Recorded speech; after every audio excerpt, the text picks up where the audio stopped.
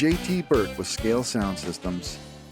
We're going to be listening to a comparison between the Athearn dual cube speakers and the Scale Sound Systems AHGS-UNI1 speaker upgrade. Those of you familiar with my previous comparison videos will note this one is different. A couple customers have shared videos on my replacement speaker for the Athearn dual cube equipped locomotives, but I want to delve a little deeper into how the factory Tsunami2 EQ settings impact the performance and how my customers can realize an even more improved sound in these locomotives. Those of you using other brands of decoders can still benefit from this video, as an equal and fair comparison will be conducted with the EQ bypassed, revealing the raw sound characteristics of each speaker in their simplest forms. For all examples played in this video, the stock volume settings were retained and none of them were changed at any point. The only changes made between the examples were the EQ settings. All recordings were made with the shell on and the locomotive placed about 12 inches from the microphone. For this video, I am using the recently released Genesis -9 44CW. Understand that other Athearn locomotive models that come factory equipped with Tsunami2 and the dual cube speaker may use totally different volume and EQ settings. The GE sound sets will sound wildly different from the EMD sound sets, and each prime mover type, horn, and bell will require unique volume and EQ settings. So let's take a look at the EQ settings programmed from the factory on this -9. These are the settings you will hear when you place your new -9 on the track. First, we see that the high-pass filter is set to a value of 75. Based on my own tests and discussions with Soundtracks, a value of 75 will set the cutoff frequency at around 300 Hz.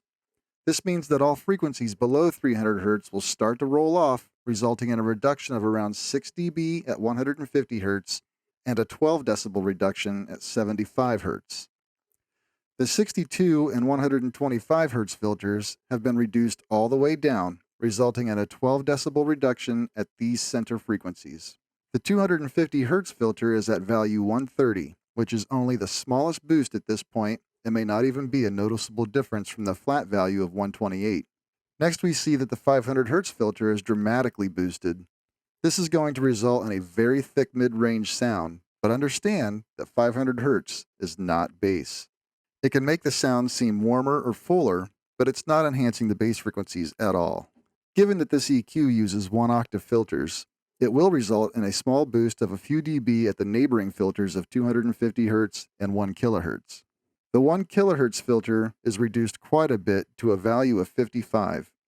This results in roughly 6 decibels of reduction at 1 kHz. Reducing this filter in such a way reduces the nasal-like sound that can come from small speakers and sometimes makes the detail of sound more clear. The 2 kHz filter is similarly reduced around 6 decibels. Finally, the 4 kHz filter is reduced even further at a value of 45. Before even hearing this speaker and only seeing these EQ settings, I am starting to realize that the raw speaker is probably bright with little to no lower mid-range or bass on its own. While these EQ settings may work well for the speaker in which they are intended, these settings will seriously limit the potential of the Scale Sound Systems speaker. The Scale Sound Systems speaker is able to reproduce much of the lower frequency information these settings are cutting out. The mid-range response of the Scale Sound Systems speaker is designed to be subtly reduced to compensate for the boxy sound inherent in many small speakers placed within locomotive shells. Lastly, the Scale Sound Systems speaker has a very smooth high-frequency response that does not need to be reduced like the stock speaker. These settings are literally the opposite of what the Scale Sound Systems speaker is trying to accomplish. So let's finally hear what these EQ settings sound like with both the stock dual cube speaker and the Scale Sound Systems UNI1. But before we do, it is imperative that you listen to this video with good, wide-range speakers or headphones. Cell phones, tablets, the speakers built into your computer, or the earbuds that came with your phone do not go low enough in frequency and are not good enough to accurately reproduce the recorded sounds of this video. If you have a nice TV soundbar or home theater system, a 2.1 style speaker system connected to your computer, or high-quality headphones connected to your device, you should be good to go. Choosing to listen otherwise will result in inaccurate conclusions to these examples. Now, On to the examples using the stock EQ settings.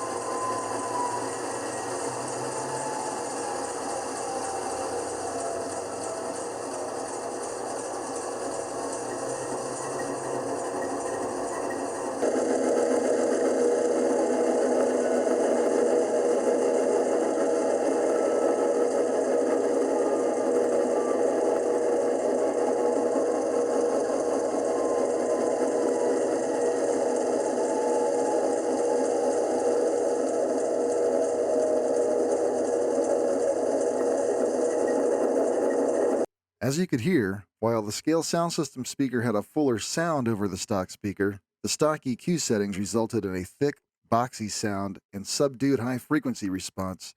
The severe mid-range boost also created some distortion when blowing the horn. Next, I wanted to see how much low frequency reproduction I could get from the stock speaker. First, I flattened the EQ. A value of 128 on the EQ filters equals a flat setting, resulting in no reduction or boost of the frequencies. This is essentially the EQ being bypassed. I set the high pass filter down to a value of 20, which sets the cutoff at around 100 Hz. I then boosted the 125 Hz filter to the maximum value of 255, resulting in about 12 decibels of boost. I first noticed this low frequency boost brought out a knocking sound in the prime mover file. This sound should be there, but it should not be exaggerated to this degree. I also blew the horn a bit and found that the severe low frequency boost induced greatly increased distortion. I wanted to see how the stock speaker with this massive low frequency boost sounded compared to the Scale Sound System speaker with the EQ set to flat. Here's how that comparison sounds.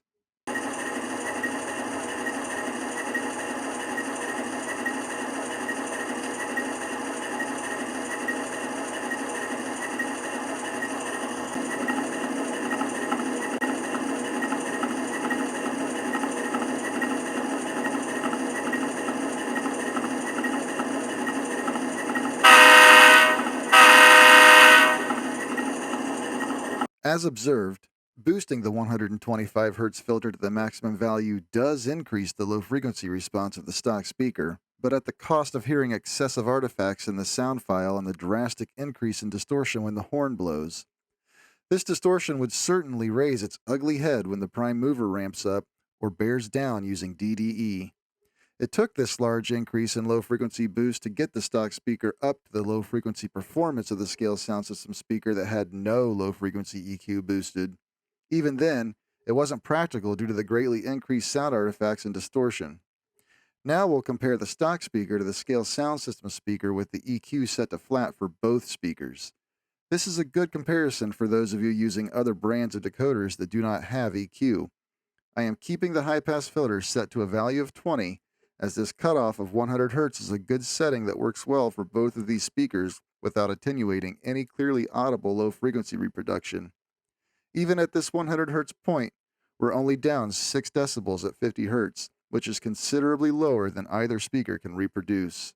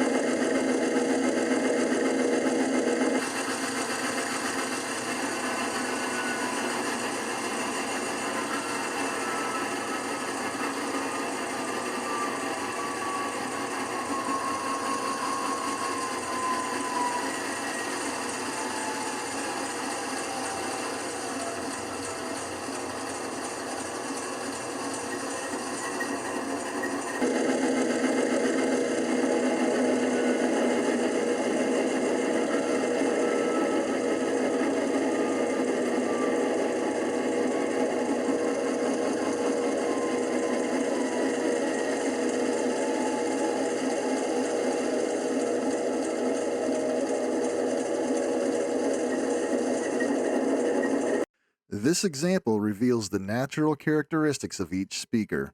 Distortion in the horn is still observed, which may be part of the reason the 2 kHz and 4 kHz EQ bands were reduced so much with the stock EQ settings. Hopefully we can clean this up a bit with some custom EQ settings. For the stock speaker, I created a custom EQ curve that was attempting to warm up the lower frequencies, reduce the stuffy sound of the stock mid-range bump, and balance the high frequencies a bit. The custom EQ settings I tried with the stock speakers start with a small boost at 62 Hz. While the speaker cannot readily reproduce these frequencies and the high-pass filter is set to 100 Hz, the broad curve of this filter will still induce some warmth to the sound. The 125 Hz filter is boosted to a value of 200. This was the highest I could boost this frequency without making the knocking sound in the file too obnoxious. The 250 Hz filter is only slightly boosted at a value of 145. Contrary to the stock settings, which had 500 Hz heavily boosted, I very slightly reduced this frequency a little lower than flat in an attempt to bring out some clarity of detail within the sound file. At 1 kHz, I cut a little deeper to value 75.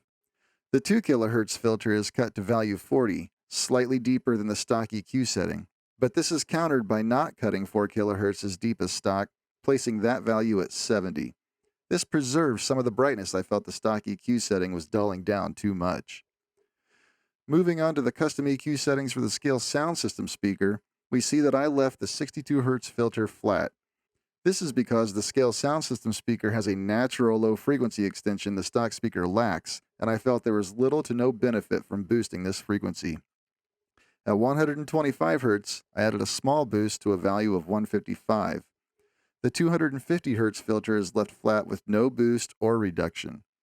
The 500 Hz filter again has a very small reduction set to value 110. This is because I tend to like a deeper, warmer sound versus a boxy, mid-rangey sound, and I feel slightly reducing this frequency improves detail of sound. The 1 kHz filter has only the smallest reduction to value 120. I left the 2 kHz filter flat at 128. Finally, the 4 kHz filter is also left flat at 128. As we heard when comparing both speakers with the EQ flattened, the Scale Sound System speaker does not have the bright, piercing sound of the stock speaker and thus does not need attenuated at these upper frequencies. Now let's compare both speakers with their respective custom EQ settings.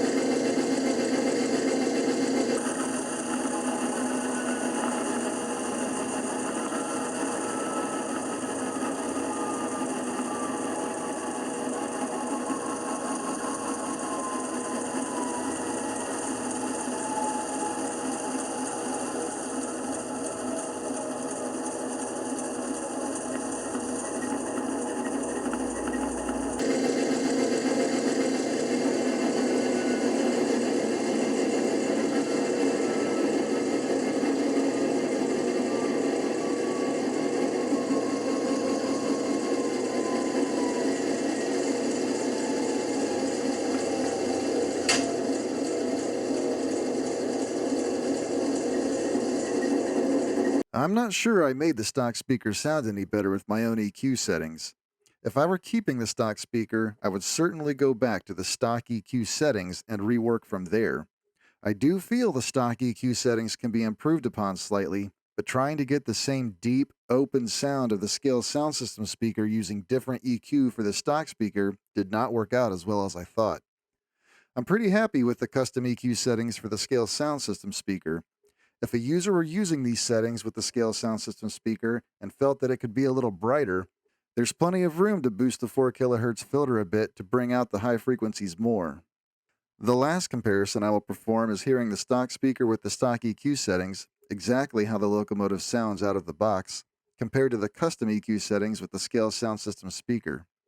As we've heard through these trials, the stock EQ and speaker combination is about as good as you can expect from that setup, so comparing that to the Scale Sound System speaker and EQ settings can be a real eye-opener to what you can expect with this upgrade.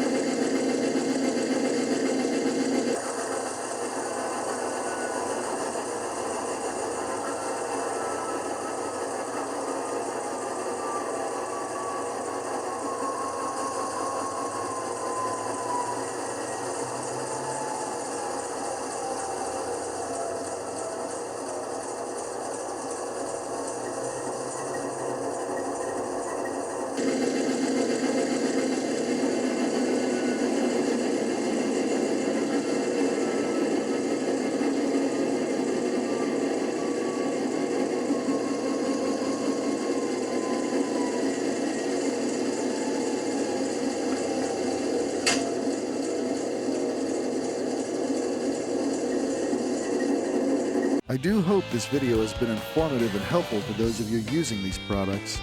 Thank you for taking the time to watch and listen, and a most heartfelt thank you to my customers and supporters.